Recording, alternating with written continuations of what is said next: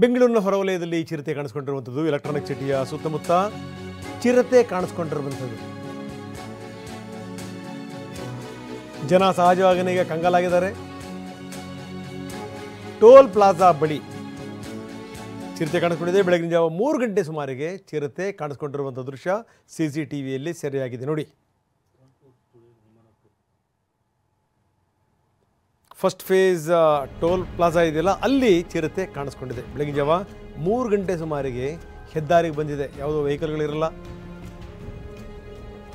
ನಿರ್ಜನವಾಗಿದ್ದಂಥ ಸಂದರ್ಭದಲ್ಲಿ ಚಿರತೆ ಬಂದಿರೋದು.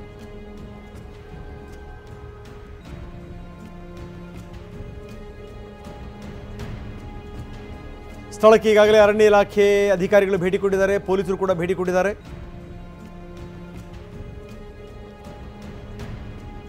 ಮುಂದೆ ಯಾವುದೇ ಕಾರಣಕ್ಕೂ ಅನಾಹುತಗಳಾಗಬಾರ್ದು, ಹೀಗಾಗಿ ಮುಂದಿನ ಕ್ರಮವನ್ನು ಜರುಗಿಸ್ತಾ ಇದ್ದಾರೆ.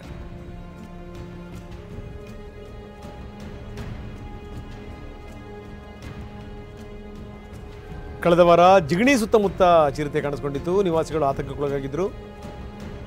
ಈಗ ಎಲೆಕ್ಟ್ರಾನಿಕ್ ಸಿಟಿಯ ಟೋಲ್ ಹತ್ರ ಚಿರತೆ ಕಾಣಿಸ್ಕೊಂಡಿರುವಂಥ ದೃಶ್ಯಾವಳಿಗಳು.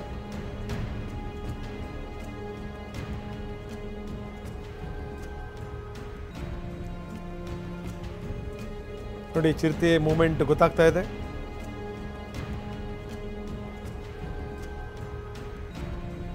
ಜಿಗಣಿ ಆಯಿತು, ಈಗ ಎಲೆಕ್ಟ್ರಾನಿಕ್ ಸಿಟಿಯ ಒಳಗಡೆಗೂ ಕೂಡ ಚಿರತೆಗಳು ಓಡಾಡ್ತಾ ಇವೆ.